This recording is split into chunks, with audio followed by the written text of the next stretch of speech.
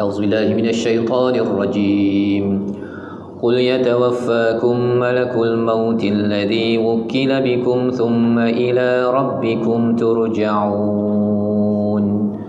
Ayat yang ke-11. Katakanlah malaikat maut yang diserah untuk mencabut nyawamu akan mematikan kamu, kemudian kepada Tuhanmu kamu akan dikembalikan. Tadi kita sudah pun melihat pada ayat yang ke-5 bahawa masa kita ni pendek, tuan-tuan.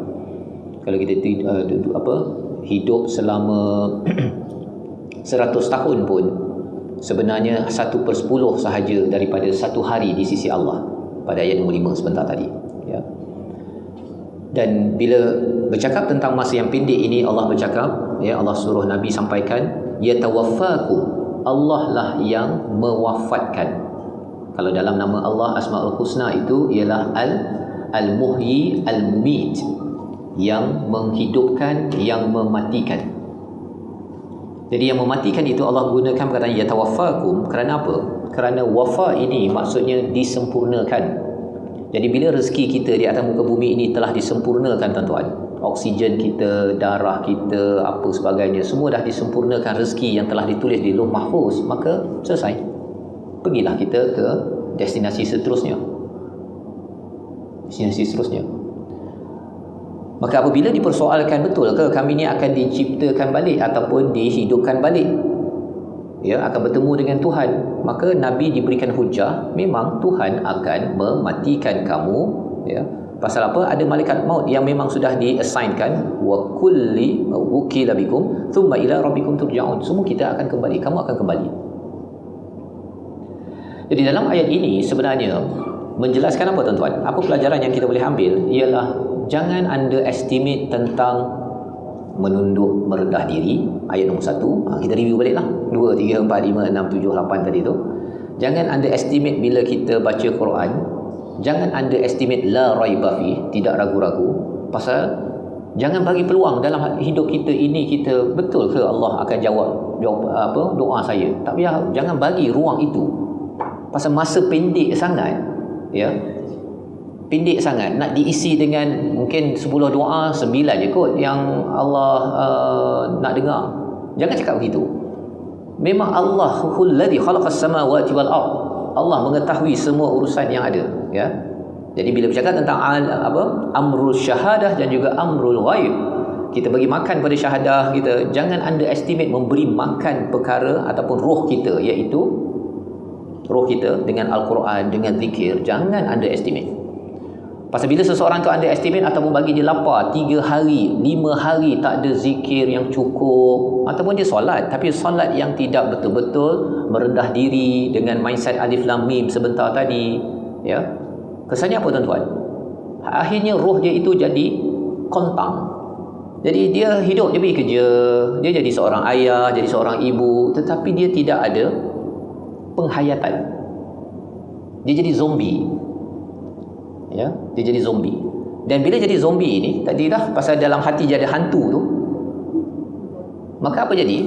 Dia pun berlagak macam hantu. Cakapan dia arrogance, sombong, tak takut Tuhan, kan? Perkara-perkara tersebut dia berlaku kerana apa? Kerana Allah dah jelas-jelaskan bahawa kita ini ada bab syahadah dan al-ghaib. Itu bahagian kita lah, ya, dalam diri kita. Kalau dalam alam cakrawala ini lagi banyaklah perkara yang kita tak tahu, tapi surah ini memberi fokus kepada kita sebagai hidayah kembali kepada Allah.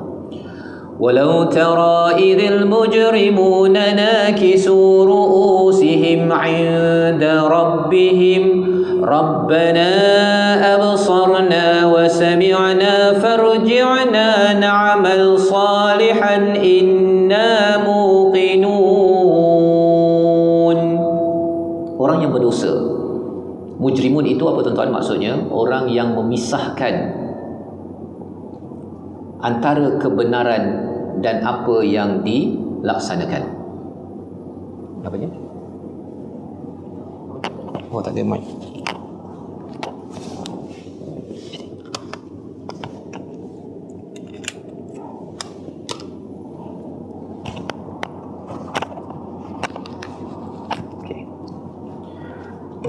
Mujrimun itu maksudnya ialah tidak bertemu di antara kebenaran dengan apa yang sepatutnya.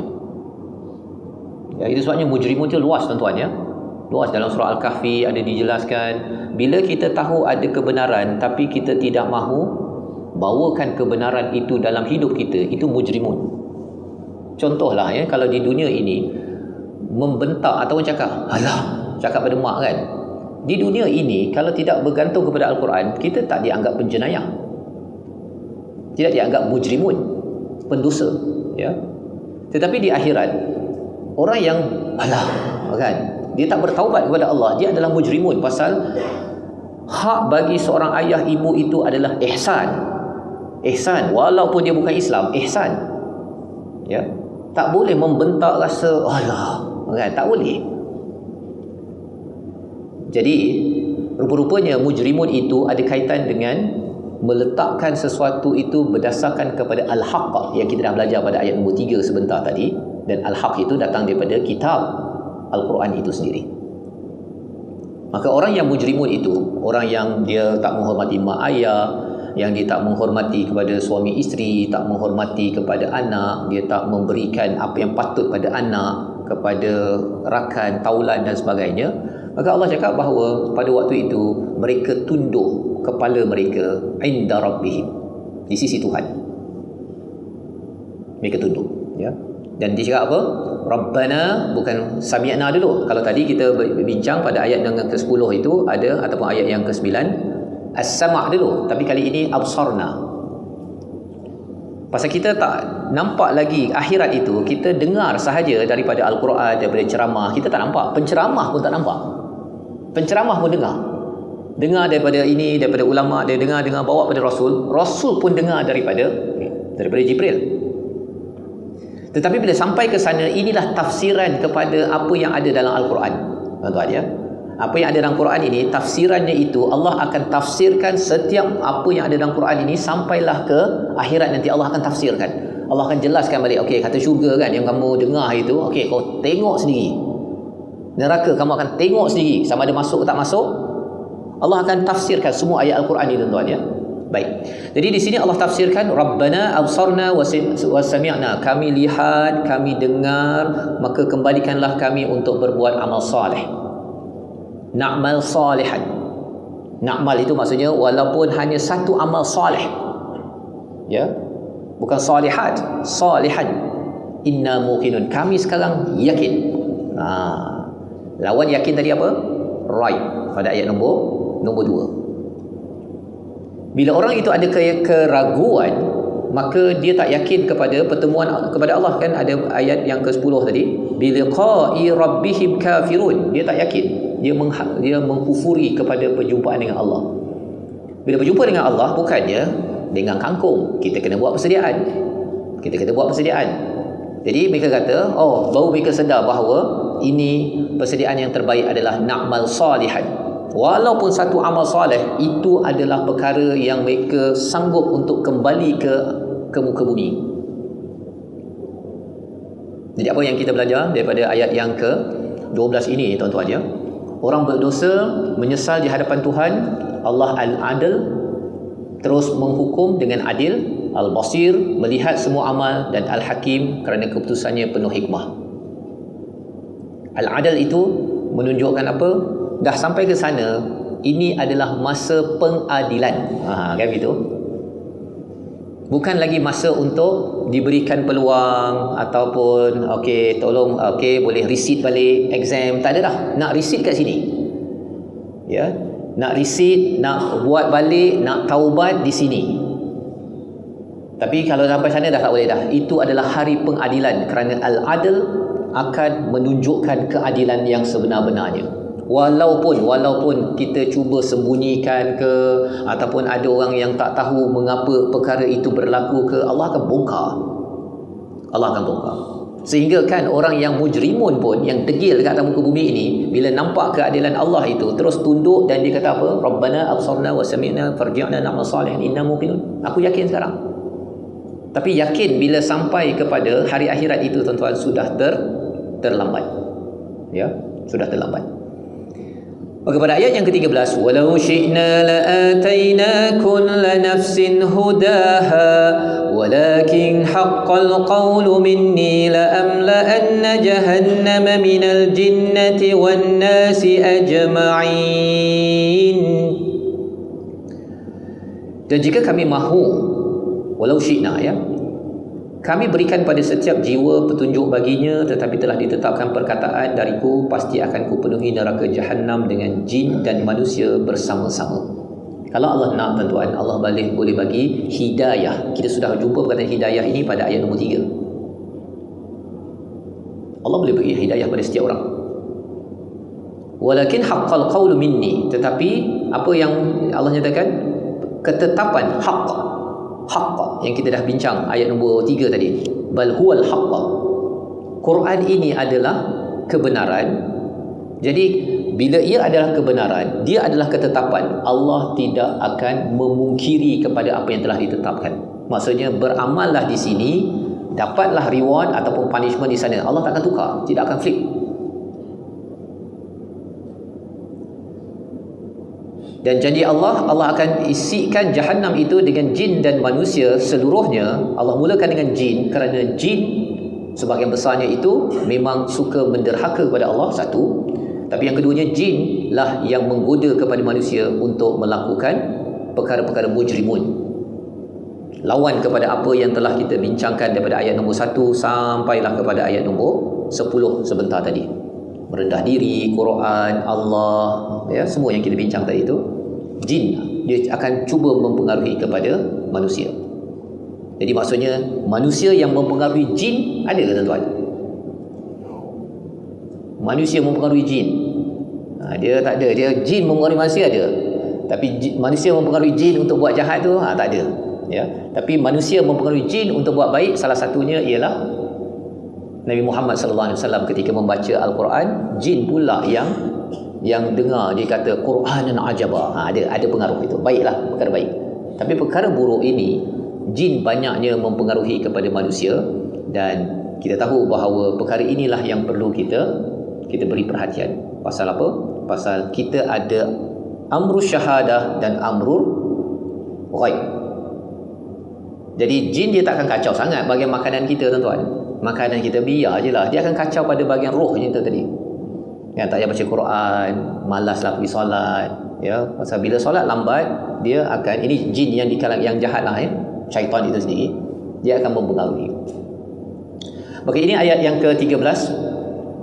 Allah mampu menjadikan semua manusia beriman, tetapi memberi ruang pilihan, kerana Allah itu Al-Hadi, ya. Allah memberi hidayah, dan Allah beri hidayah kepada siapa yang dia kehendaki.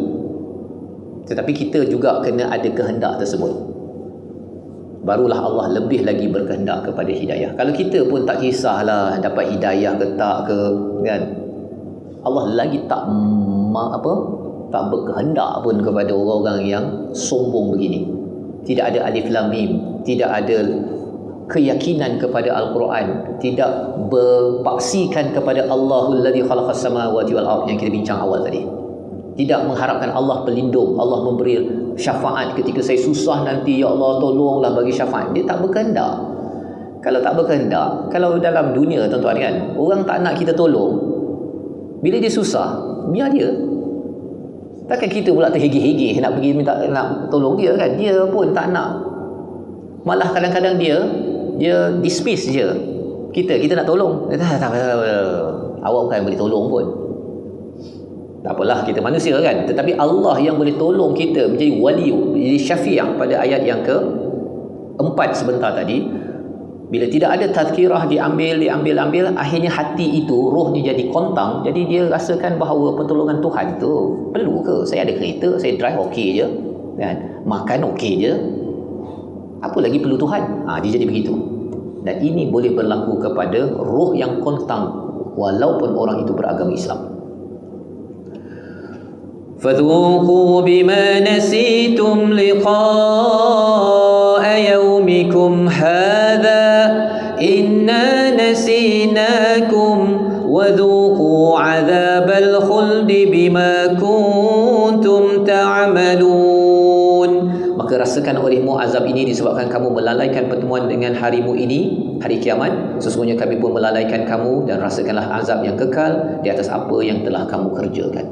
Kataan yang digunakan di sini nasitu, fadhuku tu rasakan, atas apa yang kamu lupakan pertemuan hari ini, hari kamu, ya, hada, hari kiamat. Maka hari ini kami lupakan. Apa lawan pada lupa? Ingat. Itu yang ada pada ayat nombor 4. Tadzakkarun, macam tuan-tuan mengambil peluang duduk majlis zikir ini, mengambil peringatan, baca Quran balik surah ini, tengok nota balik, kan? Bila setiap minggu imam membaca surah As-Sajdah, kita ambil lagi peringatan. Orang ini tidak lupa. Tidak lupa. Tetapi kalau orang tu lupa, buat tak kisah je, kan? Tak kisah pun. Maka Allah kata, pasal kamu melupakan liqa yaumikum hadha, ya, tentang pertemuan hari ini, persediaan untuk hari ini, kamu sibuk dengan urusan dunia, ya, tentang apa sebagainya. Allah kata, kami lupakan kamu. Wadhuku adzabal khuldi bima kuntum ta'malun, dan rasakan azab yang kekal atas apa yang kamu amalkan, apa yang kamu kerjakan. Jadi bila kita jumpa perkataan ta'malun, tuan-tuan, tadi kita dah jumpa perkataan na'mal salihan pada ayat 12. Maksudnya apa? Walaupun satu amal itu kecil, jangan kita persiakan, kerana mungkin itulah yang akan mengelakkan kita daripada azab al-khuld, azab yang sesal. Dalam hadis Nabi, ittaqun nar, ya, bisyikit tamrah atau kalimatun thayyibah, jauhi diri kamu daripada neraka walaupun dengan setengah biji tamar. Kita derma, kan? Kita ada satu orang tak ada kurma, kita belah dua, kita bagi satu, kan? Walaupun setengah biji tamar, ataupun kalau tak ada langsung kalimah thayyibah, saya minta maaf lah, saya tak ada kurma, nanti kalau ada nanti ke saya carikan, saya tanyakan ada kurma tak tu ke. Itu tuan-tuan, perkataan yang baik itu pun dikira oleh Allah Subhanahu Wa Taala, dikira, ya. Jadi pada ayat yang ke-14 ini, bila Allah cakap wadhuku adzabal khuldi bima kuntum ta'malun, sebagai satu reminder kepada kita, jangan underestimate kebaikan yang dibuat, ya. Jangan underestimate kebaikan orang lain buat, ya, ataupun kebaikan yang kita boleh bantu orang lain buat. Inilah kalau contoh kita sebelum ini, kan, seorang ibu dia lipat baju, nampak kecil lah, tapi bila itu memudahkan si suami ke si anak ke pergi sekolah, pergi surau apa sebagainya, itu tinggi di sisi Allah. Itu persediaan untuk liqa yaumikum hadha. Bila ada perspektif itu, kan, apa saja yang kita buat mesti selalu kita liqa yaumikum hadha. Kita tidak lupakan bahawa apa yang kita buat itu ada kaitan dengan pertemuan hari akhirat, bertemu dengan Allah Subhanahu Wa Taala. Itu terbaik, ya. Itulah kaedah yang diaturkan dalam surah As-Sajdah ini. Bermula dengan kehambaan, kita tak tahu, Allah tahu, dan akhirnya kita gunakan peluang yang pendek itu untuk optimumkan amal kita. إنما يؤمن بآياتنا الذين إذا ذكروا بها خروا سجدا وسبحوا بحمد ربهم وهم لا يستكبرون. Mari sama-sama kita sujud sajdah, ya, ataupun sujud tilawah, ya. Anda tahu kan sujud, terus saja sujud, ya, baca sajdah wajhil ladzi khalaqahu.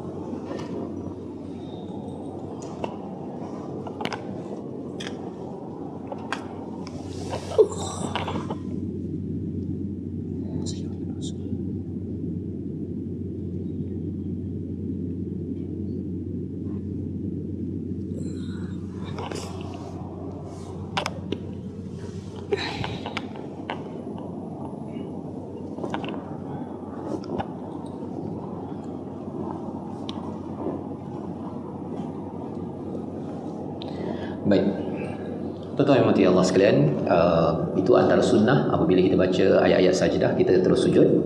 Dan sujud pun praktikal, ya. Kecuali tak ada tempat sujud tu, kita baca subhanallah walhamdulillah wala ilaha illallah wallahu akbar. Tapi kalau boleh sujud, ya, disebabkan sujud dia bukannya teori. Itu satu hal. Dan kalau tuan-tuan dah rasa macam dah terlebih dengar tadi, dah pening ke, kan, ya, dia sujud tu dia sedap betul, kan. Pasal memang kita ni lemah, tuan-tuan, ya. Dari segi fizikal, fisiologi pun memang darah mengalir, tetapi dari segi rohnya, ya, amrul ghaib tadi, pada waktu itulah kita menyatakan la yastakbirun. Ya. Kita cakap subhanallah walhamdulillah, tapi yang ketiganya wallahu akbar. Itu kita cakaplah kalau kita tak sujud kan. Tapi sebenarnya dalam sujud itu kita merendah diri sebenar-benarnya kepada Allah, tidak sombong. Tidak mungkin orang yang sujud itu sombong. Tetapi rupa-rupanya bila seseorang itu tidak menghayati kepada sujud, kadang-kadang lepas sujud itu tuan-tuan, lepas solat, jadi sombong balik pula. Mengapa jadi begitu?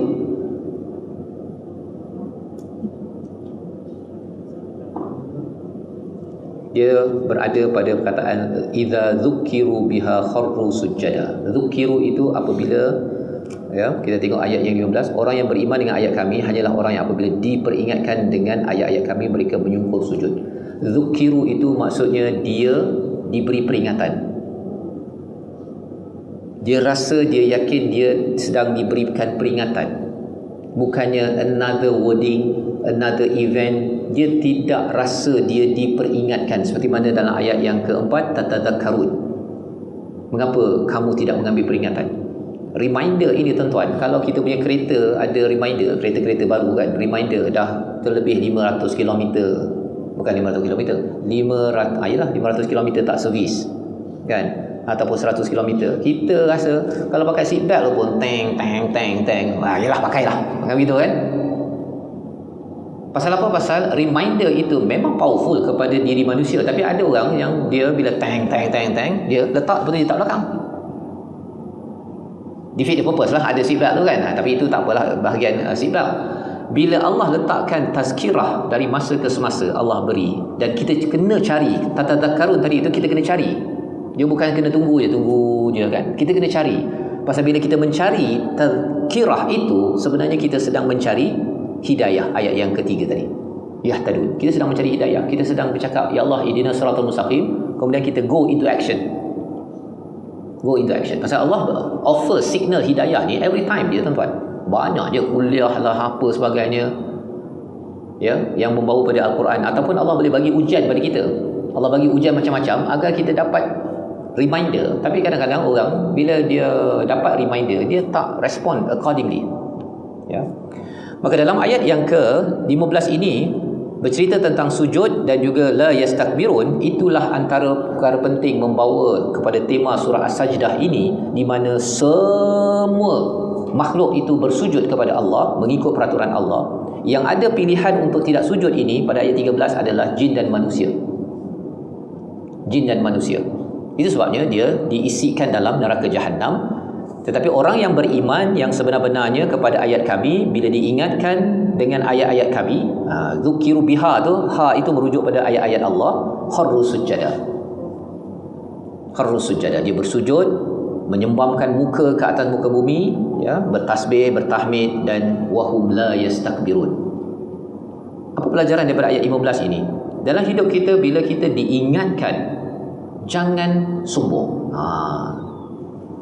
Bila diingatkan jangan sombong. Orang tegur pakai seatbelt, alah tak payah pakai seatbelt, tak apalah, selamat je. Jangan sombong. Kadang-kadang kat mulut tak keluar tuan-tuan, tapi dalam hati subhanallah. Memang istighfar kita banyak-banyak tuan-tuan. Kalau dalam hati kita ada sombong, pasal ia akan menghalang kita daripada syurga Allah. Tapi apa kesan semerta, ya?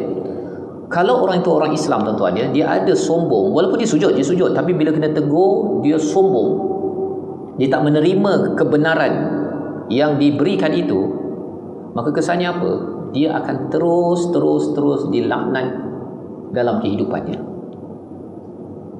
Dia tak akan dapat hidayah, tuan-tuan. Orang lain semua dengar satu-satu, dia boleh masuk ke dalam hati, dia tak boleh. Dan itu antara perkara yang amat dahsyat kita kena ajar kepada anak ke, pada pasangan suami ke isteri ke. Kadang-kadang kita bercakap kan, kita tegur anak ke, kita kena pesan pada anak ialah jangan sampai dia mungkin buat muka kan bila kita tegur, semayang lah, mandi cepat nak pergi semayang ni, buat muka lah kan. Tapi hati jangan sombong. Pasal bila hati sombong, apa jadi? Satu hari nanti bila hidayah nak masuk lagi, tak masuk tuan. Tiba-tiba dia jadi liar, dia jadi degil, dia jadi orang yang dimasuk hantu. Kan? Pasal ini memang sifat hantu ni. Bukan hantu, iblis. Yastakbirun. Jadi kalau suami tegur pada si isteri jangan pula dia buat muka ke apa ke, tu emosi biasalah kan kalau ada. Tetapi hati jangan menidakkan ataupun menyatakan bahawa ini tak penting, tak. Pasal kadang-kadang dia bila katakan suami ke isteri ke kawan ke, mengapa dia memperlekehkan tu? Pasal dia tengok pada orang dia pun dosa banyak tu, tak payahlah. Habis tu kan hati cakap begitu tuan-tuan, watch out, bersedia bahawa selepas itu hidayah tak masuk-masuk pula. Kita tengok perangai dia makin lama, apa pasal jadi macam berantu kan? Rupanya kerana hati, roh yang ada pada yang hati yang perlu diisi dengan roh Quran, roh zikir itu, dia sudah dihijab oleh takbur kepada Allah Subhanahu wa taala. Baik. تتجافى جنوبهم عن المضاجع يدعون ربهم خوفا وطمعا ومما رزقناهم ينفقون. Ini adalah seterusnya ayat yang ke-16. Orang yang tidak sombong itu, lambung mereka jauh daripada tempat tidurnya ataupun perutnya. Tatajafa junubuhum anil madaji'. Madaji' ini ialah dia selalu berkali-kali tuan-tuan ya. Dia tidur tu dia selalu berkali-kali. Itu maksudnya apa? Orang yang tidur banyak kali madaji' dia sedang berkali-kali itu, dia tak dapat tidur lama. Mengapa dia tak tidur lama? Kerana dia takut tentang pertemuan dengan Allah SWT. Dia tahu masa dia pendek. Maka dia tak dapat tidur daripada pukul 9 malam sampai pukul 7 pagi, tak dapat. Dia rasa macam tak kena kot. Kan? Tak kena kot. Itu namanya tatajafa junubuhum anil madaji'. Jadi apa yang dia buat? Dia bangunlah.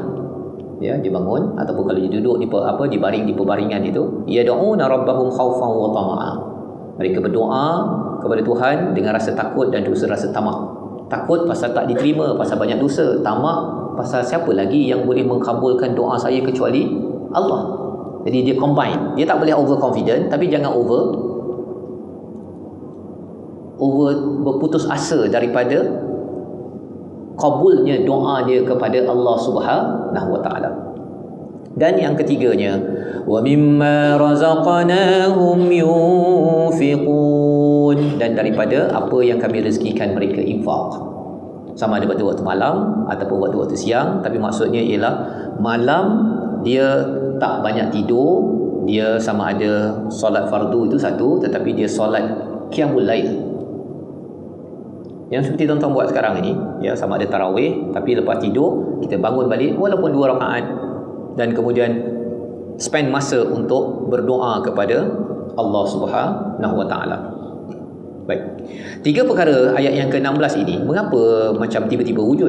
Taklah tiba-tiba tuan-tuan ya. Kesinambungan daripada ayat yang ke-15, orang yang nak bertemu dengan Allah, dia akan membuat 3 persediaan ini. Bangun malam, berdoa kepada Allah, dan juga infak pada bila-bila masa. Itu 3 perkara. فلا تعلم نفس ما أخفي لهم من قرة أعين جزاء بما كانوا يعملون. Ayat yang ke-17, maka tidak ada seorang pun mengetahui apa yang disembunyikan untuk mereka, bermacam nikmat yang menyenangkan hati sebagai balasan terhadap apa yang mereka kerjakan. Tuan-tuan perasan perkataan qurratu a'yun, penyejuk mata. Dalam surah Al-Furqan surah 25 kita ada doa untuk keluarga kan, Rabbana hablana min azwajina wa zurriyyatina qurrata a'yun waj'alna lil muttaqina imama. Qurrata a'yun paling kurang 2 tempat ini, satu di surah Al-Furqan, satu di sini. Kalau dalam keluarga kita nakkan pasangan dan anak kita menjadi penyejuk mata, mendamaikan kita, tapi ada masa pasangan dan anak kita menjadi pemanas mata. Ini bukan pemanas ketuha, pemanas mata. Kita rasa macam geram kan?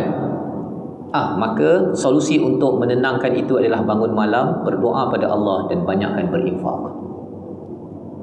Kalau kita ada masalah yang serabut pada waktu siang yang banyak, tuan-tuan, seperti mana kita tahu bahawa Allah memang mentadbir ayat nombor 5 itu. Allah mentadbir, tapi kita tak mampu takbir urusan-urusan hidup kita kerana dia terlampau banyak dan ia bukan boleh selesai overnight. Ya. Kalau betul-betul kita ada masalah projek besar yang ingin diselesaikan, maka kena bertemulah kepada Allah yang Maha Besar. Jangan sombong, 3 perkara tersebut perlu dilaksanakan. Jadi maksudnya apa? Maksudnya saya ni ada masalah besar ni, tapi dia tak bangun malam, itu masalahnya masih kecil lagi. Ya. Pasal apa? Pasal dia tak minta Tuhan yang Maha Besar untuk selesaikan masalah dia. Dia bergantung kepada diri. Dia fikirlah, buat statistik lah, analisis apa sebagainya, baca sana, baca sini, buat sana, buat sini. Tapi semayang malam tak buat, berdoa dengan penuh pengharapan, takut dan pengharapan tak buat. Ya. Pasal dia kata, saya dah bincang dah, saya dah ini, saya dah analisis apa sebagainya. Tapi doa dia tak buat. Dan yang ketiganya, dia tidak infak. Pasal infak ini adalah pembuktian kepada keimanan. Kalau dia tak buat, sebenarnya orang ini tak serius memohon pertolongan Tuhan. Jadi ini tips penting, tuan-tuan, ya. Pasal Allah cakap dalam ayat ke-17 ini, kamu tak tahu apa yang disembunyikan kepada mereka. Siapa mereka? Orang yang buat 3 perkara ni.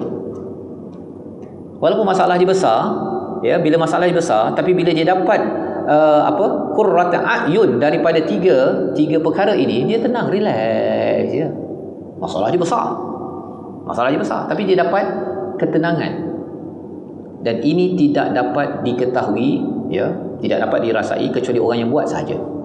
Jazaa'an bima kanu ya'malun, ganjaran bagi orang yang beramal dengan 3 perkara ini. Jadi ini kita kena kongsikan dengan anak kita, ya, kawan-kawan kita juga. Tu cari masalah besar lah, kan. Cuba awak bangun malam, awak doa, lepas tu sedekah lah. Buatlah kenduri ke, belanja kawan ke, apa ke, tu pulang, tak ada masalah, kan. Tapi kita sedekah itu kerana nak beritahu pada Allah, ini bukti keimanan saya dan saya memohon pertolongan daripadamu sahaja, ya Allah. Tuan-tuan dan Allah sekalian, kita teruskan dengan ayat yang ke-18. أَفَمَنْ كَانَ مُؤْمِنًا كَمَنْ كَانَ فَاسِقًا لَا يَسْتَوُونَ. Maka apakah orang yang beriman seperti orang yang fasik? Mereka tidak sama. Simple soalannya. Sama tak orang beriman dengan orang fasik? Orang fasik ini sentiasa terus melakukan dosa besar. Sama tak sama? Tak sama. Buat apa Allah tanya begitu? Untuk mentaukidkan, menegaskan kepada diri kita, ya, bahawa apa? Allah menegaskan mukmin dan fasik tidak sama. Allah adil kerana memberi balasan yang berbeza kepada orang yang beriman, yang tak beriman. Orang yang beriman, yang bila dia, ayat yang ke-15 kan, bila dibacakan ayat-ayat Allah, dia tersungkur, dia sujud, dia tak sombong, dia tak melenting, ya, tak sama dengan orang yang fasik. Bila diingatkan melenting, tidak mahu untuk bangun malam, tidak mahu untuk berdoa, tidak mahu untuk infak, untuk meminta bantuan daripada Allah, ya. Dia kalau nak bantuan Allah tu minta Allah bagi free je, dia tak payah usaha. Maka bila bercakap tentang mukmin ini, tuan-tuan, salah satu daripada nama Allah adalah Al-Mu'min, yang maha mengamankan, yang maha memberi cahaya keimanan. Al-Mu'min. Jadi iman kita, tuan-tuan, dia datang daripada Al-Mu'min. Daripada Al-Mu'min. Jadi kita berdoa kepada Allah, ya Mu'min, ya Allah, engkaulah punca keimanan, berikanlah cahaya keimanan kepada kami. Kerana dengan iman, tuan-tuan, pada ayat yang ke-18, la yastawu, tak sama. Bila kita tahu dah tak sama, baru Allah jelaskan, ammal ladzina amanu wa 'amilus salihati falahum jannatul ma'wa nuzulan bima kanu ya'malun. Maka bagi orang yang beriman, beramal saleh, itu bagi mereka syurga ma'wa, diturunkan, dianugerahkan kepada apa yang mereka amalkan ataupun lakukan. Mereka diberi syurga sebagai ma'wa, syurga ma'wa. Jadi di sini Allah mula beritahu kepada kita, tak sama. Orang yang beriman, lepas tu dia ikuti dengan amal soleh. Dia bukan iman saja, mesti ada amal soleh, mesti buat. Ya. Dan bukan amal soleh saja, mesti atas dasar iman, bukan sekadar buat baik, mesti atas dasar iman kepada Allah yang kita bincang ayat 1 hingga 10 awal tadi. Maka Allah kata ganjaran bagi mereka jannatul ma'wa. Ma'wa itu daripada perkataan awa. Awa itu maksudnya berlindung. Pemuda Al-Kahfi, idh awal fityatu ilal kahf. Ingatlah peristiwa pemuda Al-Kahfi berlindung di bawah ataupun di dalam gua. Awa itu berlindung daripada bahaya. Jadi bila Allah beritahu jannatul ma'wa, orang yang beriman beramal soleh, apa iman amal soleh dia ini? Ada kaitan dengan ayat yang ke-16 tadi, iaitu dia bangun malam, dia berdoa, dia infak. Orang ini Allah berikan kepada mereka jannatul ma'wa di akhirat. Tapi di dunia ini dia berlindung di sebalik 3 amalan ini untuk mendapat ketenangan. 3 perkara tadi yang kita dah bincang itu sumber ketenangan dia. Me time dia, kalau dia nak curhat, curhat, pernah tahu curhat? Ya, nak curahan hati dia itu, dia mengadu pada Allah. Bangun malam, berdoa, ya, lepas tu dia sedekah.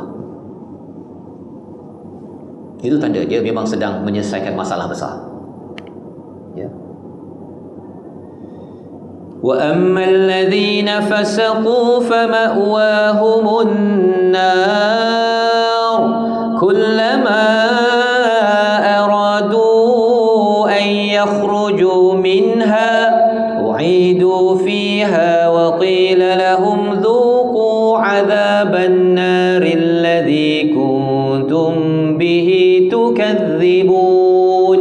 Orang yang fasik, ya, yang derhaka, fama'wahumun nar, neraka adalah sebagai tempat berlindung mereka. Allah pergi, ya, fama'wahumun nar. Tadi jannatul ma'wa, tapi ini adalah nar, itu sebagai tempat berlindung.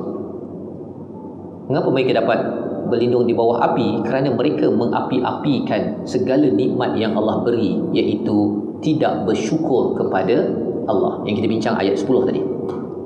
Dia tak bersyukur tentang pertemuan kepada Allah, dia tak bersyukur kepada telinga, mata, dia guna selamba dia baca apa sebagainya, dia nak rasa dia nak ikut Tuhan ke tak nak ikut Tuhan ke, dia guna dia punya hati dia untuk kufur kepada Allah, untuk fasik, ya, untuk terus berbuat derhaka. Maka Allah kata kullama aradu an yakhruju minha, setiap kali dia berkehendak, bukan keluar pun, ya, bukan dia keluar, dia baru ada keinginan, aradu, keinginan untuk keluar saja daripada neraka tersebut, u'idu fiha, dimasukkan kembali.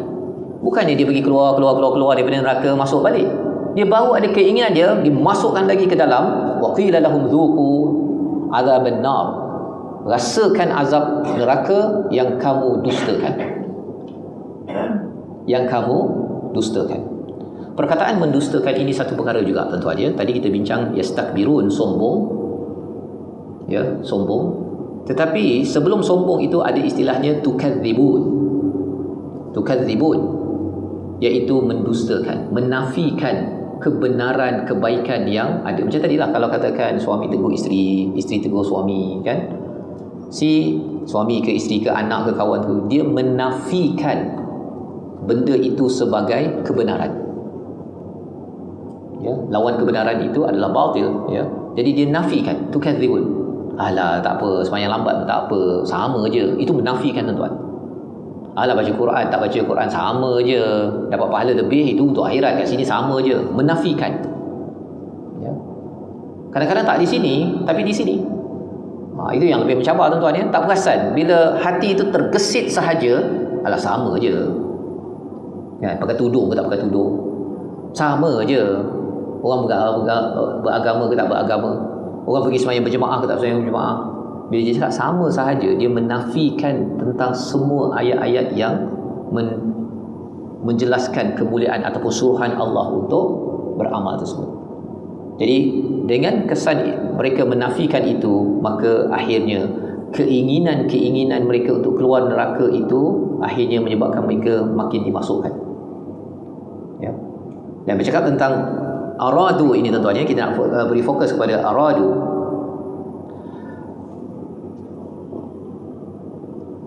Aradu itu dia berlaku di mana tuan-tuan?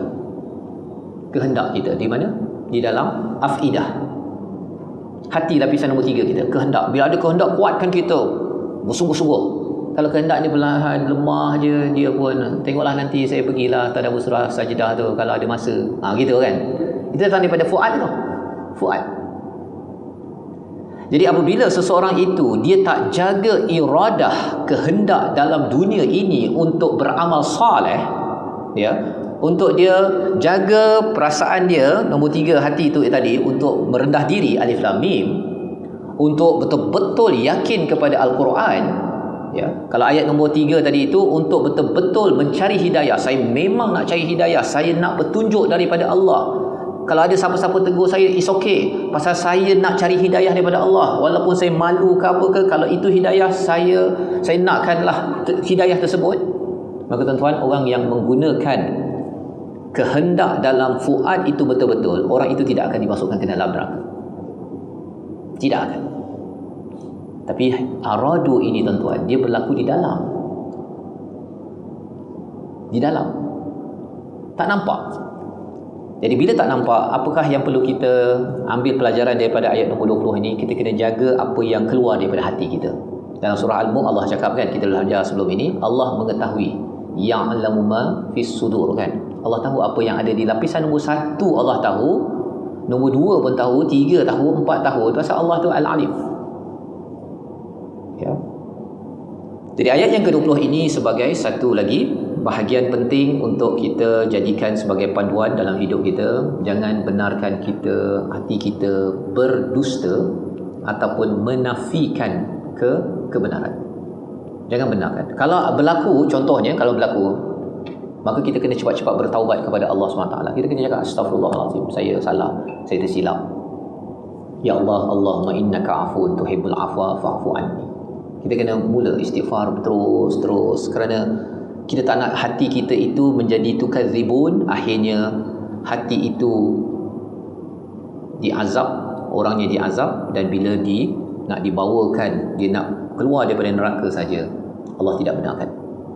Allah akan wazuku, ya, lahum zuku adzaban nar alladzi kuntum bihi tukadzibun. Baik, kita selesai dengan ayat yang ke-20. Kita ada 10 lagi ayat terakhir dalam bahasa yang berbaki. Jadi kita berehat sebentar. Ya, boleh. Boleh terus ya? Oh, boleh terus. Ada yang nak berehat sebentar? Tak apalah, kita bagi 2-3 minit tuan-tuan nak relax sekejap ke apa ke.